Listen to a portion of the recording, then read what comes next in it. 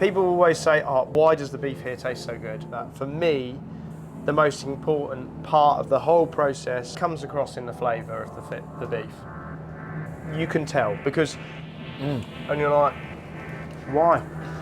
Chefs go to extreme lengths to create, invent and reinvent delicious food, and undoubtedly, cooking right now is the best it's ever been. But I have my doubts that anyone has ever or will ever produce a mouthful of food that is as delicious as a steak cooked on a barbecue, seasoned with just a little bit of salt. Sounds simple, right? The catch is that you need to be an exceptional chef to be able to pull it off time and time again. But actually, it's a little bit easier for us because we just need to learn how to do it once. And I know a guy. This is George. He is head chef at Brix Bones in the UK, a restaurant that specialises in cooking over fire. Today, he's going to share with us his secrets to why his steaks taste so good, and he's going to let you know where you need to focus your time, attention and money in order for you to do it yourself. Let's go. Do you want to do a little piece with us talking up here with a steak in front of us? Before Chris eats it all. Great! This is recording, yeah? Yeah, you haven't got greasy fingers in the lens or anything, okay. It's so hard to really put into words how that tastes. There's nothing that's been left to chance. Like, no. Every step of this process has just added flavour. Yeah. And the way that comes through, I mean, you can buy extra sauces when you have this in the restaurant. Yeah. I kind of argue you probably don't need it. To. It's just so, like if you fancy something different, if you've already had it, of course, but that's just so pure. I think. Yeah. I mean, like the cooking process, you could write down on a page what you should do at each step, but there's stuff that you can't write down that's kind of based on feel and how it sounds and how it looks. Yeah. And it's similar to how this tastes for me. It's like, you can say it tastes smoky, you can say it tastes a bit charred, you can say you can pick up the flavour notes from the beef, but that feeling and that taste of something, I mean, it's so primal, right? The kind Absolutely. But for me, you know, we've been open 2 years now, and I've got, you know, several chefs who know this process now, know how to do it, know how to replicate what I've just done for you. But for me, it's about the animal. So here's one of our roasting joints. So this is an Aberdeen Angus from one of my farmers called Charles Asford. This one is 45 days aged, more the minimum side of aging. This is the middle of the cow. You've got ribeye here, sirloin. On the inside, you have the fillet, but we take off a ribeye from down this end. I'm just going to take it off the bone. So, what I like to do with all of our steaks is we just score the fat on the top of the steak. So it renders a lot quicker in the time that you cook. Yeah. So we'll do this with anything that, in terms of like pork or mutton or anything that's got a nice layer of fat. That just allows the fire to penetrate in there and just let that fat break down slightly. Right. So we're about to start cooking the steak. So George has got an incredible oven, clay oven. It's got two halves.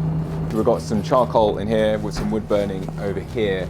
The heat is intense, so I mean, kitchens are famously hot places, but this is next level. So we're just seasoning this, and it seems like an obscene amount of salt. It immediately sticks to the steak because of the heat of the fire. It's crust on the outside.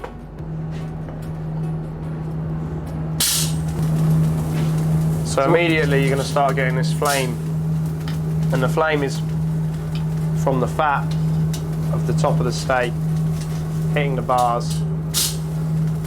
You want to keep it moving. You want to keep the steak constantly turning, and the reason for that is those bar marks that you see in some steak restaurants. It's not what you want, because that is uneven. That's an uneven surface. This myth that a steak needs to be char grilled is just complete rubbish. What that actually is just a completely unevenness of cooking. What you're looking for is to constantly turn it, constantly work it, especially in this initial process of the searing of the steak. I've got two different heats here, and it's the way we always work during service. So this side is slightly lower.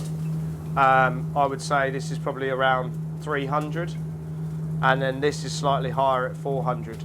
And as you can see, the bars are at different heights again, so you can see the difference. Instant flame on this side, which is what we wanted when we were searing this meat. This is the way we'll work during service, so you'll have multiple levels, all different heats. So the idea is, it's like a conveyor belt. You work around, and you can do this and replicate this on your barbecue at home. And you have a concentrated heat in one corner, and then as you move across the barbecue, you can sear it and then cook it and then rest it. So the big mistake people make a lot of time at home when they're cooking steak over fire is they'll get a barbecue and they'll put all the coal in a big pile. And what that creates is one temperature, one heat. You may as well just get your steak and stick it in the oven at 180 degrees, because that's essentially what you're doing on a barbecue like that. It's quite straightforward on the larger sides of the steak. Yeah. But what we want to do is we want to cook the ends as well, and we want to render this fat down slightly. So what we use a lot of the time at Brix is these cast iron pans, so you can see them above the grill. It's basically, we can take these steaks and rest the ends against them. It's good to have a skillet when your fire gets a bit out of control. You've got a safety area for your steak. So I always have one of these at home on the side of the barbecue, just in case you get a bit too much flame. And at the end of the day, all it's going to collect is the fat from this, and you can use it in your greens, in your potatoes, in whatever your accompaniment is for that steak. You just toss it in here at the end with a little bit of butter, essentially create more flavour for other things, for whatever you're serving it with. So it's a real craft to cook this way over a fire that is not a consistent heat. There's something quite special about it, because you gauge it. You have to feel it. You have to look at it, see it. It's not like, you know, like I said, sticking something in an oven or in a pan. It's very much, you're constantly gauging, and no two fires ever burn the same. You know, it can come down to some of the charcoal's larger than it was last week, therefore it's going to retain its heat longer, and all of those factors that you have to take into consideration. So when you're cooking this, what are you looking for? Are you listening? Are you smelling? Like, what senses are you using to gauge and adjust how you cook it? I would definitely put sound into that category of, like, hearing because you can hear the charcoal, so you can hear how it's responding to the fat, how the fat's responding to it. But it's just a visual sensation to, like, you know, look at where the hot pockets are on the fire, where are the cooling bits. I'm constantly thinking that piece there needs doing next. Where can I position that it's not going to get too much of a reaction to the flame. And you're doing all of this while running a service as well? Yeah, I mean, you know, come a Friday or Saturday, you can have up to 30 pieces of protein on this grill, cooked 30 different ways, and they're all different sizes, all different cuts. They all require different temperatures, and some are more temperamental than others. So, you know, you'll notice Cameron, my sous chef, who works up here a majority of the time, he'll have several pans or pots or stuff, so that when you're working around, you know, you can protect it, sear it, rest it, and that way you can focus on other things as well. So when you're in service, it's very much thinking about 100 things at once, whilst looking at checks and knowing what's going on. But being an open fire restaurant, unlike a lot of kitchens where the head chef controls the kitchen and the head chef tells the rest of the chefs when to go on a check, here it's led by whoever's on the grill. So it's very much the heart and soul of the kitchen. And so at the restaurant here, we always use probes. Everything that's on the grill is probed. So we probe everything for, firstly, consistency, and secondly, to gauge. So, you know, I've just taken this off. It's at 20 degrees. It's nowhere near.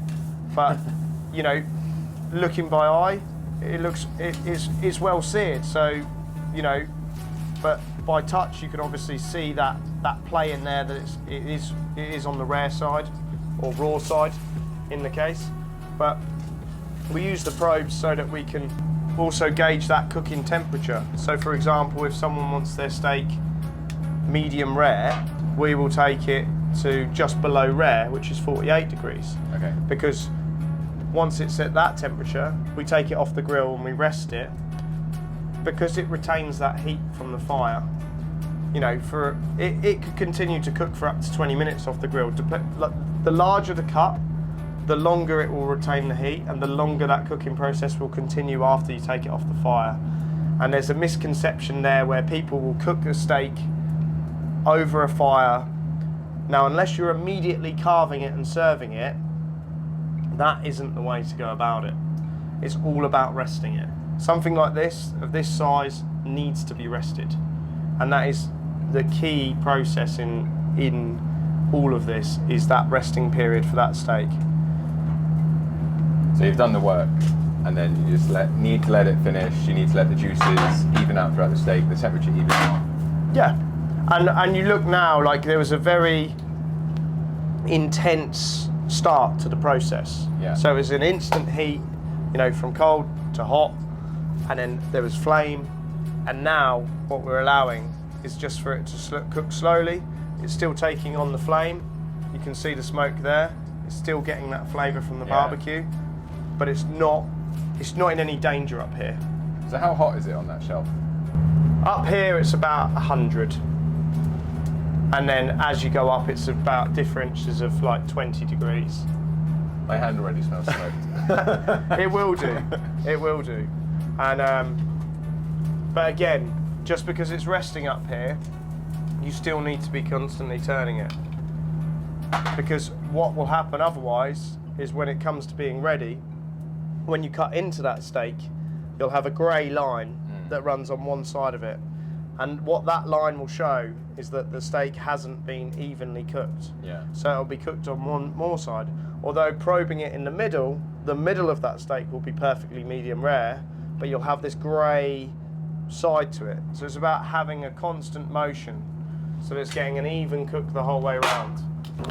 So as you see, I'm just taking this just under rare. And again, what you want to do when you're using a probe is you want to probe the meat in multiple spots, because essentially what you've got here is 3 different muscle groups. Some of them are fattier than others, some of them are leaner than others, so they will all cook at different rates. Some are fatter, some are skinnier, and again, unless you've got a fire that you can control each individual part, which is near on impossible, you need to be aware of what bit requires what. So, for example, if I was at this stage now where it wasn't evenly cooked and one end was raw compared to the other, I would then move it back onto the fire and I would say protect this end.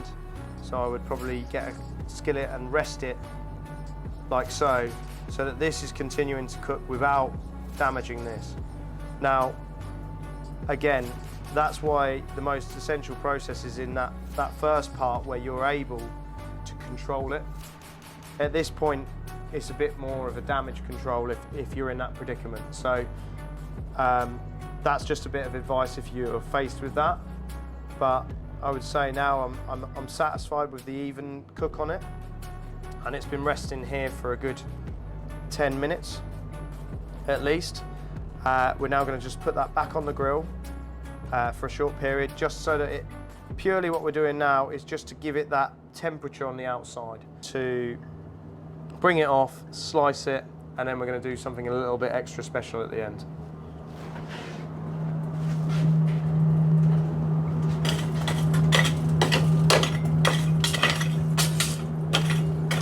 So we use rakes here because obviously it's quite deep and quite a reach from the fire, but pokers are a great thing to have on your grill at home because you just want to stoke it, you just want to keep it going, and it's about turning the coals over so you've got that orange glow again just to finish it off.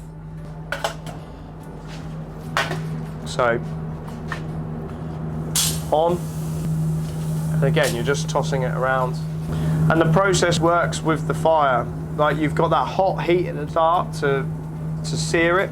We're probably 40 minutes in now to this process, still using the same charcoal, and just by giving it that stoke at the end, it's allowed you to finish this steak off nicely.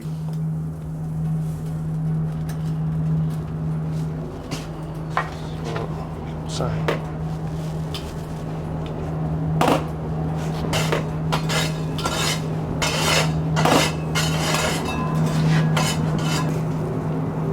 Yeah, that's about there. Right, perfect. Okay, so it's come off the grill. I'm just going to carve this now. So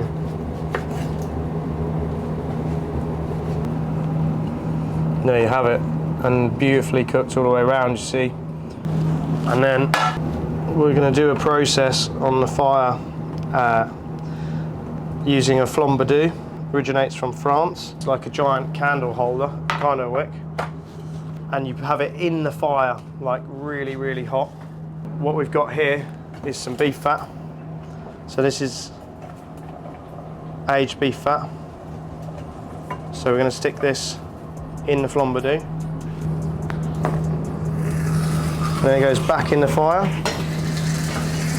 till it catches, and then that is some aged beef fat just coming out of there on top. So we're cooking and finishing the steak in its own fat. Naughty. Naughty. There you have it. Flambadoued ribeye.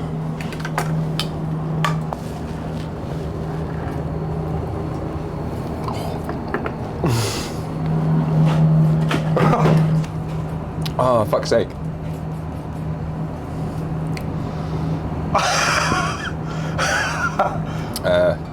It's so hard to really put into words how that tastes.